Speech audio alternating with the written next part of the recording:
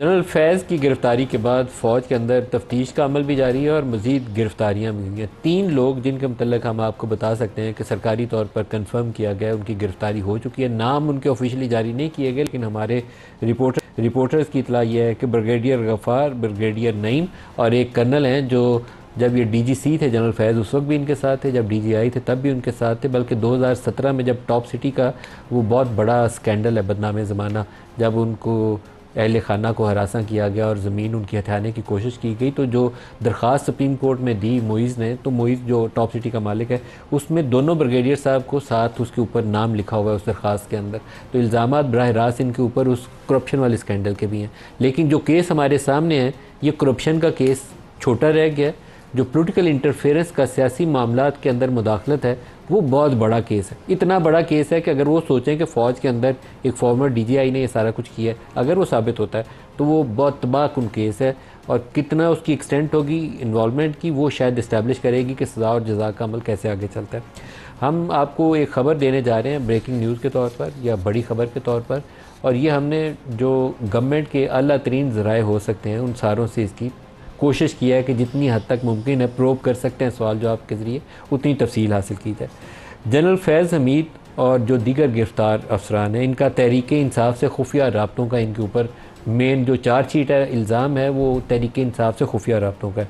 9 मई के वाक़यात में मखसूस मुकामात पर एहतजाज करने का इल्ज़ाम भी इन्हीं शख्सियात के ऊपर है कि 9 मई में 200 जगह बताई जाती हैं जो आर्मी इंस्टॉलेशन अटैक हुई, जिसमें लाहौर कोर कमांडर हाउस या जनाह हाउस उसको कहा जाता है, वो शामिल है। GHQ के बाहर हुआ, मियाँ वाली एयर बेस के बाहर हुआ, हमज़ा कैंप है ISI का, फैसलाबाद में इस तरह कैंटोनमेंट्स है मुख्तलिफ, पेशावर के अंदर किला चकदर है, बाला हसार है।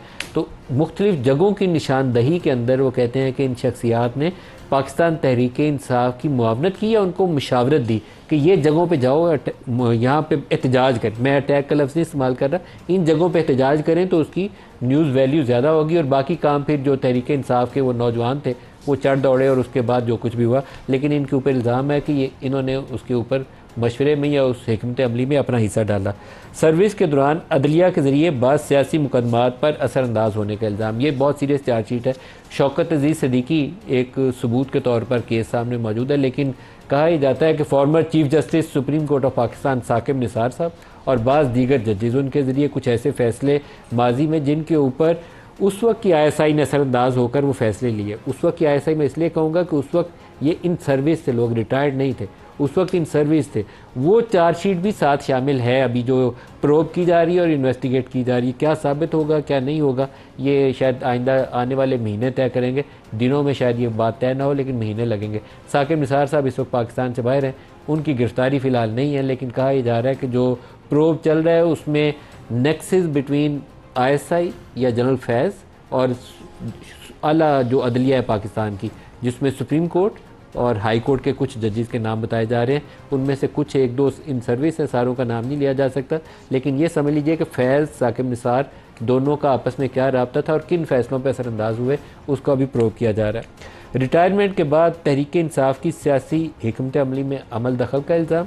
और लास्टली 5वें नंबर पर मैं आपको बता रहा हूँ कि टॉप सिटी, जिसके अंदर जनरल फैज़ का नाम भी है और ये दोनों ब्रिगेडियर साहिबान का नाम भी शामिल है। इसको 5वें पे इसलिए लिखा है कि ये 2017 का वाक़या है।